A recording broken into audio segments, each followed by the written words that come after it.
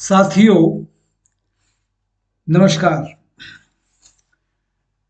आज की आज के व्याख्यान में विश्व का भूगोल हम लेंगे। विश्व का भूगोल बहुत संक्षिप्त में लेंगे। जैसा कि मैंने कहा कि आरआईएस प्रीलिम एग्जामिनेशन का फिनिशिंग टच के ये लेक्चर्स चल रहे हैं। तो आइए विश्व का भूगोल हम आज प्रारंभ करते हैं। मैं आपका साथी पद्मेश तेलंग। देखिए, विश्व में अगर आप एटलस उठा के देखें, विश्व का नक्शा उठा कर देखें, तो आप पाएंगे कि विश्व को मूल रूप से, स्थूल रूप से अगर हम भाग में बांटें तो मोटे तौर पे तीन चीजें नजर आती हैं।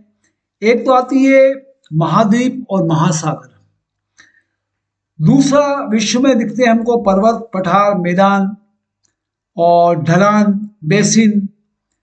और तीसरी चीज दिखती है हमको जलप्रपात, घाटियां, डेल्टा, दर्रे, झील, द्वीप, समुद्र तट, ये इत्यादि। तो मोटे तौर पे अगर हम इस ढंग से वर्गीकरण करें तो फिर हम विश्व के भूगोल को संक्षेप में समझ सकते हैं। तो देखिए, एक चीज आती है भूगोल में, पर्वत। जो पहाड़ हैं, उन पहाड़ों के पे आधार पर विश्व का थोड़ा सा वर्णन हम करें। पर्वत विश्व में जितने हैं उनका जो वर्गीकरण है वो या तो ऊंचाई के आधार पर करो, या उनको उत्पत्ति के आधार पर करो, और या आयु के आधार पर करो कि कौन कितना पुराना है। ये तीन आधार होते हैं पर्वतों के वर्गीकरण के। तो बहुत संक्षेप में चलेंगे। अगर ऊंचाई के आधार पर हम देखें तो जो निम्न पर्वत हैं वो 700 से 1000 मीटर की ऊंचाई वाले होते हैं, और अधिक ऊंचे पर्वत जो होते हैं 2000 मीटर से अधिक वाले पर्वत होते हैं, और बाकी के पर्वत इसके बीच में होते हैं। 2000 मीटर से ऊपर वाले या फिर 700 से 1000 मीटर वाले, बाकी के पर्वत बीच की श्रेणी के होते हैं। इस तरह के पर्वत उत्पत्ति के आधार पर कैसे पैदा होते हैं, कैसे बनते हैं? तो ये पर्वत जो होते हैं ये चट्टानों का कठोर भाग होते हैं, और ये जो अपने आसपास के जो समतल भाग हैं उनसे ऊपर उठे हुए हैं, इसलिए उनको हम पर्वत कहते हैं। समतल से ऊपर उठे दिखते हैं, चट्टानों के कठोर भाग होते हैं, और इनमें समुद्री लहर हुआ चाहे नदियां हुआ, उनके प्रवाह से इन पे असर नहीं होता है, इसलिए हम कहते हैं कि पहाड़ बड़े अचल होते हैं। तो इस तरह के ये जो पर्वत हैं, इनमें हम उत्पत्ति के आधार पर इस तरह से इनका वर्गीकरण करते हैं। और उत्पत्ति के आधार पर कुछ पर्वतों का और प्रकार बनता है, जैसे मोड़दार पर्वत हैं। तो मोड़दार पर्वत में क्या होता है कि जो पृथ्वी का आंतरिक भाग है, और आंतरिक भाग में जो बहुत सारे बल, फोर्सेस काम करते हैं, उनसे जो धरातल की चट्टान है उसमें कुछ कर्व आ जाते हैं, कुछ मोड़ आ जाते हैं, तो इनसे मोड़दार पर्वत बन जाते हैं। और मोड़दार पर्वत में जैसे अरावली है, विंध्याचल है, ये हम विश्व लेवल पे देखें तो रॉकीज, एंडीज, आल्प्स, ये सब मोड़दार पर्वत हैं। एक पर्वत होते हैं fault block, block block wise जो होते हैं। ब्लॉक माउंटेन्स कैसे होते हैं कि इनका जो निर्माण होता है, हम उत्पत्ति के आधार पर भी पर्वतों की बात कर रहे हैं, तो ब्लॉक पर्वतों का जो निर्माण होता है वो टेंसाइल जो बल होते हैं, खींचने वाले बल। पृथ्वी के अंदर कई परतें हैं चट्टानों की, अलग अलग चट्टानों के बीच में अलग अलग बल है, तो वो जो तनाव जो होता है, खिंचाव होता है, इस खिंचाव से कुछ भाग पृथ्वी के ऊपर ऊपर हो जाते हैं और वो पर्वत बन जाते हैं। ये ब्लॉक पर्वत जो हैं, हॉर्स पर्वत, ये वो होते हैं। उत्पत्ति के आधार पर ही एक तीसरे पर्वत होते हैं गुंबद पर्वत। गुंबद पर्वत में क्या होता है कि पृथ्वी के जो अंदर का जो बहुत गर्म भाग है और तरल मैग्मा है, ज्वालामुखी में जो पदार्थ निकलता है, पिघला हुआ पत्थर, वो जो मैग्मा है वो अंदर से उछाल मारकर धरती के ऊपर आने का प्रयास करता है, फोर्स डालता है, और जब वो मैग्मा बाहर नहीं आ पाता है तो फिर जो धरातल की चट्टानें हैं वो गुंबद के रूप में ऊपर उठ जाती हैं, और वो जो पर्वत बनते हैं तब गुंबद के पर्वत बनते हैं। तो ये उत्पत्ति के आधार पर गुंबद पर्वत बताया गया, हमने उदाहरण बताया। अच्छा, गुंबद पर्वत के उदाहरण में जब हम बात करते हैं तो जैसे जापान का फुजियामा, इटली का माउंट विसुवियस, और अफ्रीका का किलिमंजारो जो पर्वत है वो ज्वालामुखी पर्वत है। ये चौथा प्रकार है। तो ज्वालामुखी पर्वत में क्या होता है कि अ, हवा, नदी, ग्लेशियर, लहर और ज्वालामुखियों, इन सब चीजों से जो जमाव हो जाता है और जमाव से जो पर्वत बन जाते हैं उनको ज्वालामुखी पर्वत कहते हैं। उसका उदाहरण हमने आपको बताया, जापान का फुजियामा, इटली का माउंट विसुवियस, अफ्रीका का किलिमंजारो। ये एक चौथी प्रकार है पर्वतों का। अभी हमने जो गुंबद पर्वत की बात की थी, गुंबद पर्वत की जो मेघमा अंदर से बाहर उछाल मार के बनता है, उससे जो पर्वत बनता है, उसमें उदाहरण है कि जैसे उत्तरी अमेरिका में उटाहू प्रांत है, उसमें हेनरी और यूंटा जो पहाड़ हैं वो गुंबद पर्वत है।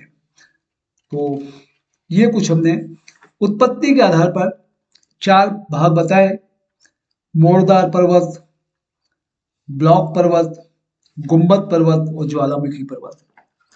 तो 2 प्रकार पर्वतों का वर्गीकरण में 2 वर्गीकरण आपको बता दिए, ऊंचाई के आधार पर बता दिया आपको, हाइट के हिसाब से, और उत्पत्ति के आधार पर बताया।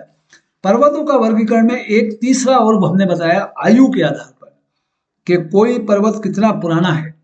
जैसे प्री कैम्ब्रियन पर्वत हैं, ये लगभग 57 करोड़ वर्ष पूर्व के हैं। ये आयु के आधार पर बता रहा हूं मैं। और इसमें और भी उदाहरण है, लॉरेंशियन पर्वत है, अरावली पर्वत है, ये प्री कैम्ब्रियन पर्वत कहलाते हैं। सेकंड आयु के आधार पर है कैलेडोनियन पर्वत, ये करीबन 36 से 50 करोड़ वर्ष पूर्व के हैं। जैसे अपलेशियन है, महादेव और सतपुड़ा की पहाड़ियां हैं भारत में। एक उम्र आयु के आधार पर होते हैं हर्षिनियन पर्वत। हर्षिनियन पर्वत जो हैं वो लगभग 24 से 28 करोड़ वर्ष पूर्व के हैं, और उनका उदाहरण है वास्जेस और ब्लैक फॉरेस्ट के जो पर्वत हैं, अल्टाई और एशिया के तियनशान पर्वत हैं, यूराल पर्वत हैं। आयु के आधार पर एक प्रकार और है अल्पाइन पर्वत। अल्पाइन पर्वत जो हैं वो लगभग 3 करोड़ वर्ष पूर्व के हैं। उनका उदाहरण है यूरोप के अल्पाइन पर्वत हैं, उत्तरी अमेरिका में रॉकीज पर्वत हैं, और भारतीय उपमहाद्वीप के जो हिमालय पर्वत हैं, हिंदू कुश, कुनलुन, ये अल्पाइन पर्वत हैं। तो आयु के आधार पर हमने 4 भाग बताए आपको, 4 प्रकार बताए पर्वत के: प्री कैम्ब्रियन पर्वत, कैलेडोनियन पर्वत, हर्षिनियन पर्वत और अल्पाइन पर्वत। ये पर्वतों के बारे में थोड़ी सी मोटे मोटे तौर पर। आइए विश्व में कुछ जो प्रमुख पर्वत हैं उनकी चर्चा करें। प्रमुख पर्वत की बात करेंगे। एक पर्वत श्रृंखला एक है रॉकीज पर्वत। रॉकीज पर्वत में माउंट एल्बर्ट, ये रॉकीज की सबसे ऊंची चोटी जो है वो माउंट एल्बर्ट है, और उत्तरी अमेरिका में है। एक पर्वत श्रृंखला है सियरा नेवादा, इसकी जो चोटियां हैं वो माउंट विटनी कहलाती हैं, माउंट विटनी, और कैलिफोर्निया और यूएसए में ही है। अलास्का रेंज के पर्वत श्रृंखला है माउंट मैकिनले, इनकी चोटियों का नाम है, ये भी उत्तरी अमेरिका में है। बहुत सारी श्रृंखला हैं, पर्वत श्रृंखला, सारे नाम मैं नहीं बता पाऊंगा। एक है एटलस पर्वत है, इसकी चोटी है माउंट टोकबकल, माउंट टोबकल, ये एटलस पर्वत की चोटी है। ये उत्तर पश्चिमी अफ्रीका में है। हिमालय एक बहुत बड़ी भारत की हम जानते हैं, इसकी ऊंची चोटी है, सबसे ऊंची चोटी माउंट एवरेस्ट, और ये एशिया उपमहाद्वीप महाद्वीप पे है। इसी तरह से कुनलुन पर्वत श्रृंखला है, चोटी उसकी है माउंट मुजताग, जो तिब्बती पठार के उत्तर और चीन के पश्चिम में स्थित है। और भी बहुत सारी श्रृंखलाएं हैं, हम उस ज़्यादा डिटेल में नहीं जाएंगे। चलिए अब हम थोड़ा सा क्षेत्र वाइज बात करें कि उत्तरी अमेरिका जो है उसके जो पर्वत हैं, उसके जो पहाड़ हैं, उसमें रॉकी पर्वत श्रृंखला है, सिएरा नेवादा पर्वत श्रृंखला है और अपलेशियन पर्वतीय क्षेत्र हैं। ये कुछ नाम हैं, याद रहें तो ठीक है। ये उत्तरी अमेरिका के पर्वत हैं। दक्षिण अमेरिका में अगर पर्वत देखने जाए तो वहाँ एंडीज पर्वत हैं, एंडीज। और एंडीज पर्वत में कई सारे ज्वालामुखी शिखर भी हैं उसमें, जैसे कोटोपेक्सी ज्वालामुखी है, चिम्बोराजो ज्वालामुखी है। तीसरा हम अफ्रीका के पर्वत की बात करें, अफ्रीका के पर्वत में एटलस पर्वत जो हैं वो मुख्यतः मोरक्को, अल्जीरिया और ट्यूनीशिया में हैं। और डेकेंसबर्ग पर्वत हैं, किलीमंजारो पर्वत हैं वहां पर ज्वालामुखी वाले पर्वत, और केन्या पर्वत हैं। ये अफ्रीका के पर्वत हैं। यूरोप आइए, यूरोप में भी पर्वत बहुत सारे हैं। कैंटब्रियन पर्वत है जो उत्तरी स्पेन में एक पर्वत है, और पिरेनीज पर्वत है, ये भी स्पेन और फ्रांस की सीमा पर है।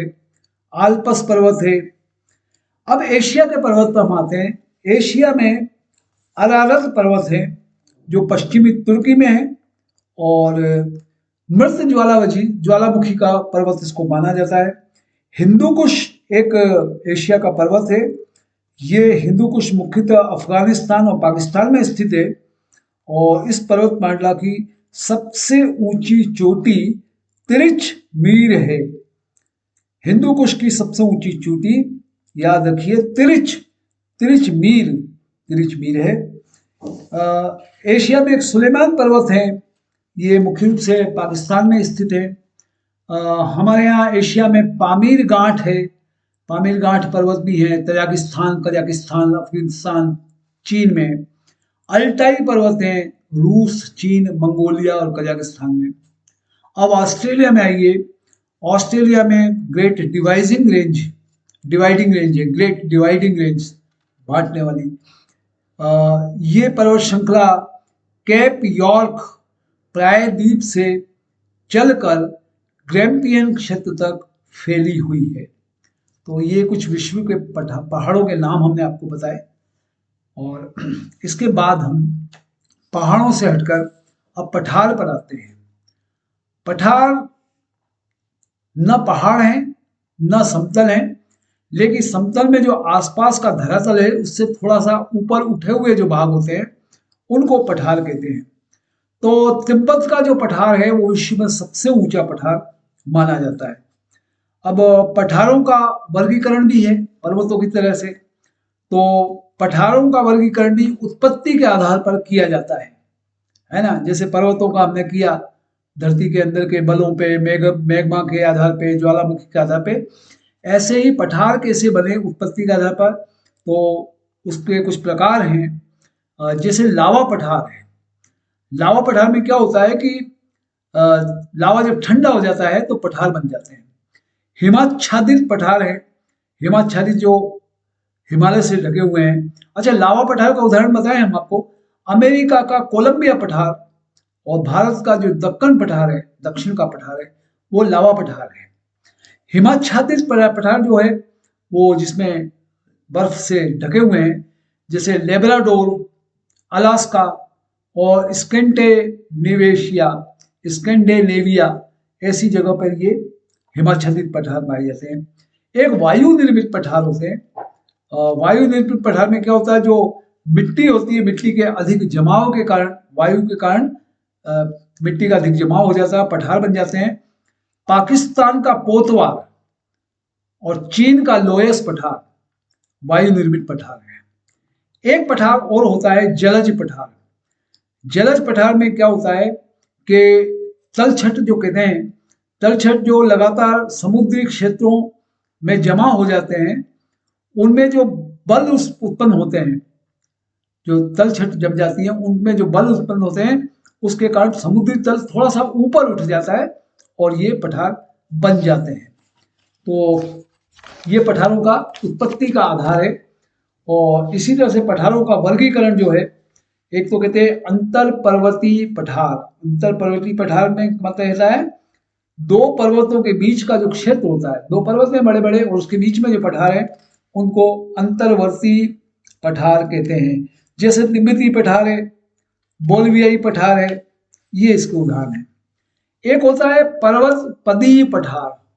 पर्वत पदीय पठार में क्या होता है, एक तरफ तो पहाड़ की तलहटी से और दूसरी तरफ मैदान या समुद्र महासागर से घिरे होते हैं। ऐसे पठार जो एक तरफ तो पहाड़ की तलहटी है, दूसरी तरफ समुद्र है या महासागर है। जैसे मालवा पठार है भारत में, जैसे अर्जेंटीना में पेंटागोनियन पठार है, ये उदाहरण है। एक पठार होते हैं महाद्वीपीय पठार।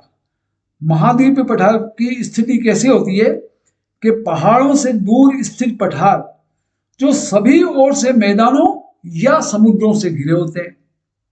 ठीक है, तो पहाड़ से तो दूर होते हैं लेकिन सभी ओर से या तो मैदान होंगे या समुद्र होंगे, ऐसे को महाद्वीपीय पठार कहते हैं। और इनका उदाहरण है जैसे भारत में दक्षिण का पहाड़ पठार है, अंटार्कटिक पठार है। और ऐसे ही पठारों का वर्गीकरण जलवायु के आधार पर भी होता है। आर्द्र पठार हैं, शुष्क पठार हैं, हिमाच्छादित पठार हैं।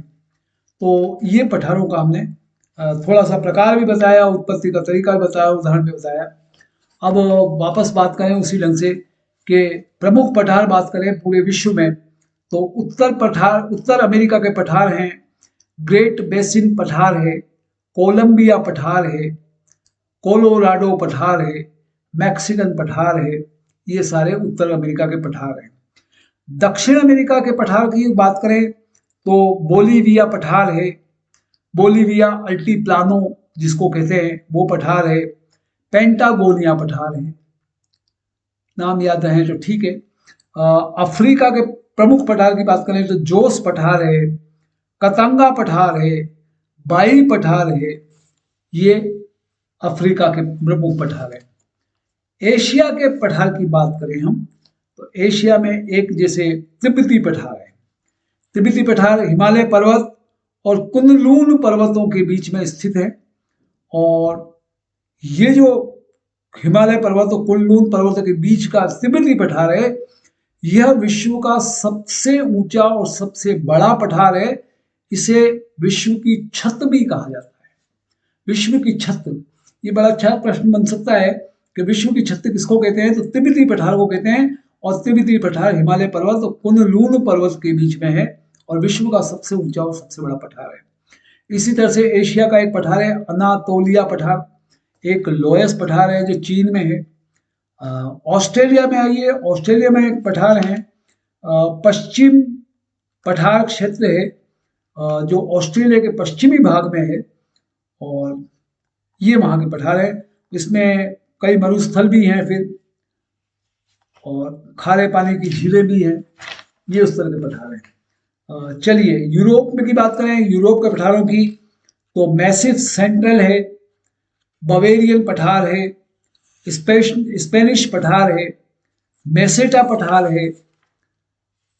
ये सारी चीजें पठार की हैं। हमने पहाड़ की बात कर ली, हमने पठार की बात कर ली। अब हम आते हैं मैदान पर। मैदान न पहाड़ हैं न पठार हैं, अधिक समतल और धरातल है। ये ऊंचाई कम होती है, पठार जैसी भी नहीं होती है और पहाड़ जैसी भी नहीं होती है। इनको मैदान कहते हैं। और जैसे सिंधु गंगा का मैदान है, सिंधु गंगा का, मिसिसिपी का मैदान है। अब मैदानों का वर्गीकरण करें तो मैदानों का जो वर्गीकरण है, एक तो संरचनात्मक मैदान। संरचनात्मक मैदान में क्या होता है, एक समतल और विस्तृत क्षेत्र होता है।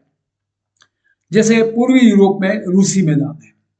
एक होता अपर्दनशील मैदान। अपर्दनशील मैदान ये जो विभिन्न कारक हैं भूपटल पे, जैसे नदी है, जल है, ग्लेशियर है, हवा है, इनसे जो मैदानी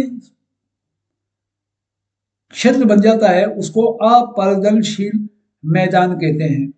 तो इसमें नदी मैदान है, हिमानीकृत मैदान है, वायुकृत मैदान है ना, ये कुछ मैदान बनते हैं। कोई चूना पत्थर की चट्टानों का क्षेत्र में बनते हैं। इस तरह के जो मैदान हैं, जैसे नदी मैदान बात कर रहा हूं मैं, तो पेरिस और लंदन के जो बेसिन है, इस प्रकार के मैदान है। पेरिस और लंदन के बेसिन।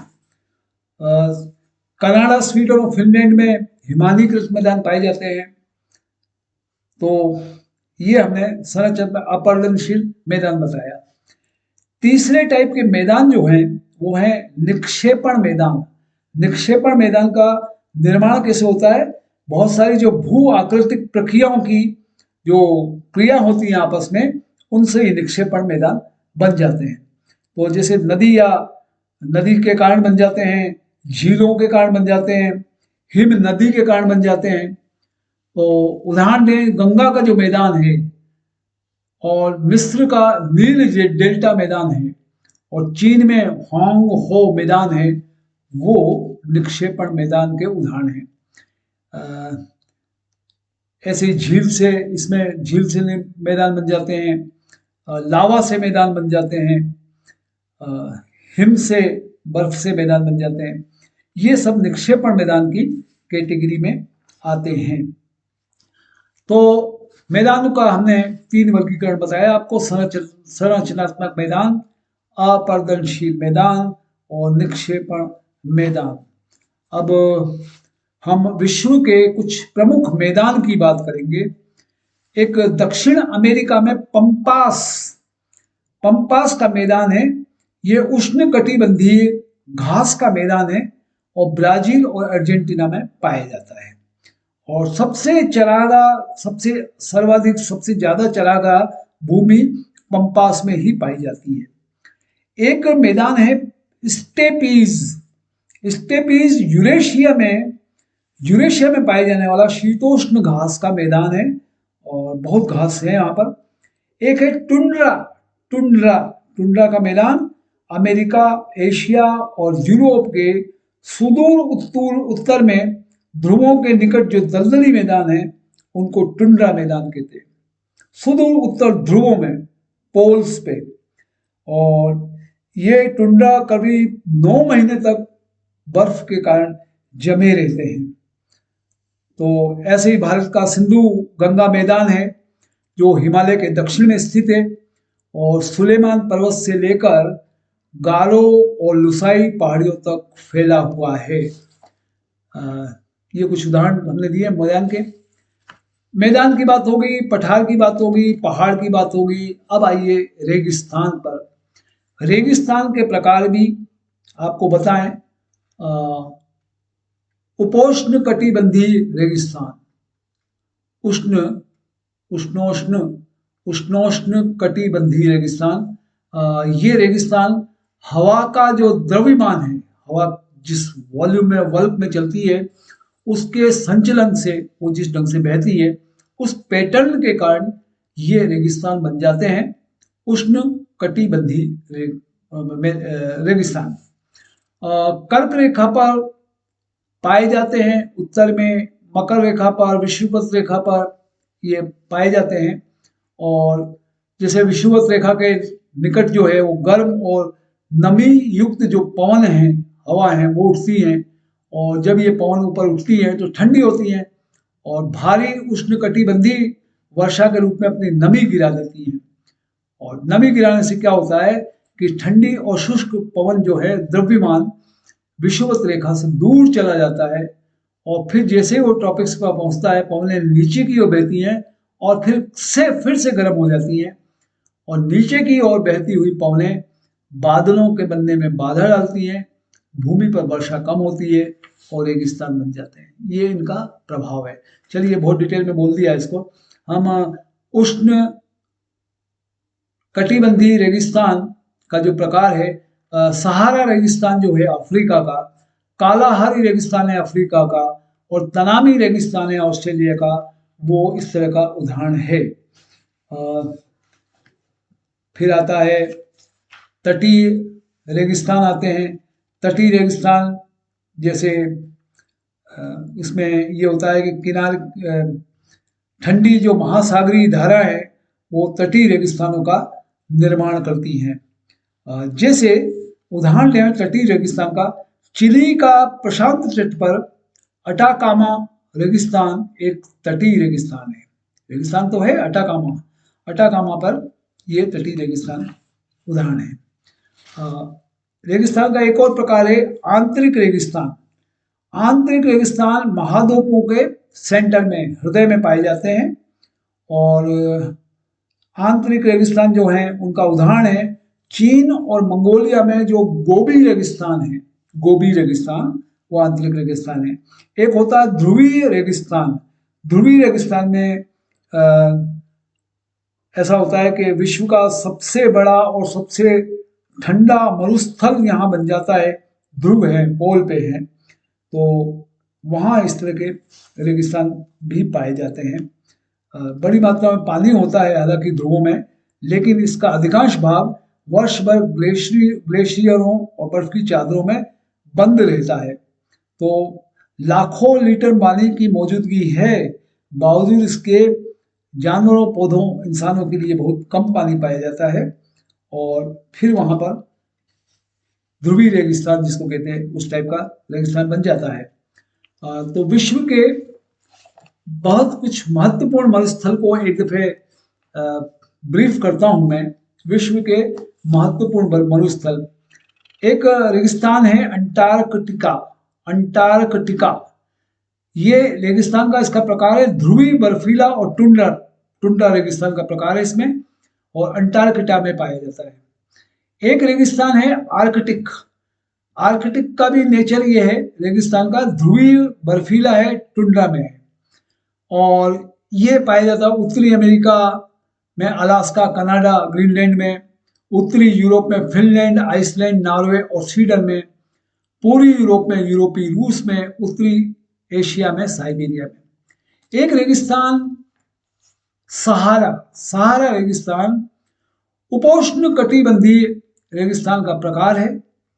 ये उत्तरी अफ्रीका में पाया जाता है, अल्जीरिया, मिस्र, लीबिया, मोरक्को, सूडान, ट्यूनीशिया, मध्य अफ्रीका में चाड में, पूर्वी अफ्रीका में इरिट्रिया में सहारा उपोष्ण कटिबंधीय रेगिस्तान है।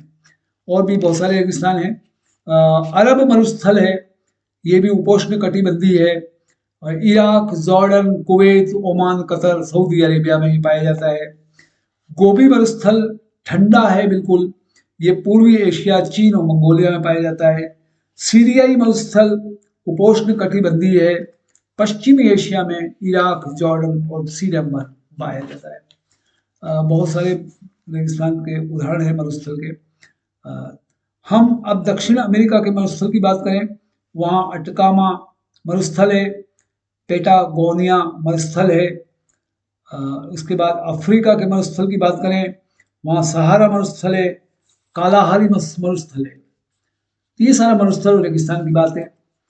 अब विश्व के भूगोल में प्रमुख नदियां और झीलें, तो उत्तरी अमेरिका की नदियों की बात करें तो मिसिसिपी मिसौरी नदी प्रणाली, ये उत्तरी अमेरिका की सबसे लंबी और विश्व की चौथी सबसे लंबी नदी प्रणाली है। मिसिसिपी मिसौरी नदी प्रणाली विश्व की चौथी सबसे लंबी। और उत्तरी अमेरिका की झीलें देखें, ये नदी थी, झीलें देखें तो उत्तरी अमेरिका में ग्रेट बेयर झील मीठे पानी की झील है और कनाडा में है। ग्रेट स्लेव झील है, उत्तरी अमेरिका की सबसे गहरी झील है। ग्रेट सॉल्ट लेक है, उत्तरी अमेरिका की सबसे बड़ी खारी झील है, ग्रेट सॉल्ट लेक। तो ये उत्तरी अमेरिका की नदियां और झील के कुछ उदाहरण थे। दक्षिण अमेरिका में आ जाइए तो उसकी एक नदी है अमेजन नदी, मशहूर नाम है। ये विश्व की सबसे बड़ी नदी और विश्व की दूसरी सबसे लंबी नदी है अमेजन नदी दक्षिण अमेरिका में। दक्षिण अमेरिका में पराना नदी है, कोलोराडो नदी है। और दक्षिण अमेरिका की झील की बात करें तो माराकाइबो झील, माराकाइबो झील है, ये दक्षिण अमेरिका की सबसे बड़ी खारी झील है और यहाँ तेल के भंडार भी मिले हैं। अफ्रीका में आइए, अफ्रीका की नदियों की बात करें तो यहाँ वोल्टा नदी है, नाइजर या जोलिबा नदी है, कांगो नदी है, नील नदी है। नील नदी मिस्र में विश्व की सबसे लंबी नदी से मिलती है और भूमध्य सागर में गिरती है। अफ्रीका की नदी ये थी। अफ्रीका की झील की बात करूं तो विक्टोरिया झील है यहाँ अफ्रीका में, जो अफ्रीका की सबसे बड़ी मीठे पानी की झील केन्या, युगांडा और तंजानिया में स्थित है। विक्टोरिया झील इसका नाम है। यह विश्व की दूसरी सबसे बड़ी ताजे पानी की झील है। और एक खासियत इस विक्टोरिया झील की है कि भूमध्य रेखा इसके बीच में से गुजरती है। यूरोप पे आए। अच्छा, इसी क्रम में एक चीज और बता दें अफ्रीका की झील में कि स्वेज जो नहर है मिस्र की, ये लाल सागर और भूमध्य सागर को जोड़ती है। कभी कभी ये प्रश्न बनता है कि स्वेज नहर कौन से दो सागर को जोड़ती है, तो लाल सागर और भूमध्य सागर को जोड़ती है। हम यूरोप पे आए। यूरोप की नदियों की बात करें, यूरोप में एक टेगस नदी है लिस्बन पुर्तगाल में। एक पो नदी है, इटली की सबसे लंबी नदी है। इटली की गंगा इसको कहते हैं। पो नदी को इटली की गंगा कहते हैं। एक वोल्गा नदी है। वोल्गा नदी भी यूरोप की सबसे लंबी नदी है और कैस्पियन सागर में गिरती है। राइन नदी है, फ्रांस और जर्मनी के सीमा क्षेत्र पर राइन नदी है। यूरोप की झील की बात करूं तो लाडोगा झील। लाडोगा झील रूस में यूरोप की सबसे बड़ी ताजे पानी की झील है। जिनेवा झील है, फ्रांस और स्विट्जरलैंड की सीमा पर है। अब आइए एशिया। एशिया की नदियों की बात करें। एशिया की नदियां तिग्रिस। तिग्रिस महानद, जो महानदी है तिग्रिस की, वो तुर्की, सीरिया और इराक में बहती है। और पोटामिया का मैदान जो है, मेसोपोटामिया का मैदान, इस तिग्रिस नदी के बेसिन में स्थित है। एक नदी है लीना, रूस की सबसे लंबी नदी। एक नदी है मेकांग, दक्षिण पूर्व एशिया की सबसे लंबी नदी। एक है इरावदी, म्यांमार की सबसे लंबी नदी। ये एशिया की नदी है, बताइए आपको। एशिया की झीलों की बात करें तो एक मृत सागर के नाम से झील है। मृत सागर इजराइल जॉर्डन सीमा पर है। एक काला सागर है। काला सागर तुर्की, बुल्गारिया, रोमानिया, यूक्रेन, रूस और जॉर्जिया से घिरी हुई झील है। टोबा झील है। टोबा झील विश्व की सबसे बड़ी काल्डेरा झील इंडोनेशिया के सुमात्रा द्वीप पर यह स्थित है। और इसी तरह से अराल सागर है, जो कजाकिस्तान और उज्बेकिस्तान की सीमा पर है। इसके बाद हम आते हैं ऑस्ट्रेलिया। ऑस्ट्रेलिया के मध्य में जो निचली भूमि है उसमें दो नदियां हैं। एक नदी का नाम है मरे और दूसरा का डार्लिंग। मरे और डार्लिंग दो नदियां ऑस्ट्रेलिया में बहती हैं। और एक है आयर झील है, ये ऑस्ट्रेलिया की सबसे बड़ी खारी झील है। तो हमने कुछ झील और नदियों की चर्चा की, पूरे विश्व की कुछ सेलेक्टेड, कुछ चुनिंदा नाम बताए। मैं इसके बाद आगे आता हूं और कृषि, जो विश्व की कृषि है उसके बारे में चर्चा करते हैं। देखिए, कृषि की बात करें हम तो विश्व की कृषि में बागान कृषि भी है और पारंपरिक कृषि भी है, मिश्रित कृषि भी है, डेयरी फार्मिंग भी आती है, सामूहिक खेती भी है, सहकारी खेती भी है। तो ये विभिन्न प्रकार की कृषि होती है विश्व में भी, और भारत में भी और विश्व में भी जो विभिन्न प्रकार की खेती है, उस खेती के कुछ नाम बताऊं मैं आपको। एक खेती का नाम होता है झूमिंग। झूमिंग उत्तर पूर्वी भारत में ये इस टाइप की कृषि होती है। एक होती है चेन्ना। चेन्ना खेती श्रीलंका में। तमराई, तमराई खेती थाईलैंड में। कुमारा, कुमारा खेती न्यूजीलैंड में। ये कुछ नाम हैं। इसमें भारत की बात करूं मैं विशेष तौर पे, तो भारत में कुछ खेती के नाम बताऊं मैं आपको। एक दीप या माशा, दीप या माशा खेती मध्य प्रदेश में होती है। पोडू, पोडू खेती आंध्र प्रदेश में होती है। झूम खेती उत्तर पूर्व भारत में होती है। और कुमारी या पूनम ये केरल में खेती होती है। ये खेती के कुछ अलग अलग प्रकार हैं। विश्व के प्रमुख औद्योगिक क्षेत्र की बात करें हम, औद्योगिक क्षेत्र में जो उत्पादन है, रोजगार है, व्यापार है औद्योगिक क्षेत्र में, इसलिए विश्व का बड़ा इसमें महत्व है। प्रमुख जो औद्योगिक केंद्र हैं विश्व के, उसमें उत्तरी अमेरिका का महान झील क्षेत्र है जो संयुक्त राज्य अमेरिका और कनाडा में है। ये बहुत बड़ा औद्योगिक क्षेत्र है। जर्मनी का जो रूहर घाटी क्षेत्र है, रूहर घाटी क्षेत्र, ये भी एक अच्छा औद्योगिक क्षेत्र है। और पूर्वी एशिया में जापान, दक्षिण कोरिया और तटीय चीन जो है, ये भी एक बहुत बड़े औद्योगिक क्षेत्र हैं। इन समस्त औद्योगिक क्षेत्रों में ऑटोमोबाइल, इलेक्ट्रॉनिक्स, रसायन, इस्पात ये आदि का उद्योग होता है। और इससे पूरा विश्व का आर्थिकी जो है, इकोनॉमिक्स से वो प्रभावित होती है। थोड़ी सी हम बात करें विश्व के जो प्रमुख औद्योगिक क्षेत्र हैं। पहले उत्तरी अमेरिका चलते हैं। उत्तरी अमेरिका में जो कनाडा है, कनाडा में कुछ नाम दिमाग में बैठाइए। हैमिल्टन जो है वो लोहा और इस्पात का उद्योग है। क्यूबेक जो है वो विमानों का उद्योग है। और मॉन्ट्रियल और टोरंटो जो है कनाडा में, वो लोहा और इस्पात और विमान का उद्योग है वहाँ पर। संयुक्त राज्य अमेरिका में अगर हम चलें, ये सब उत्तरी अमेरिका की बात हो रही है।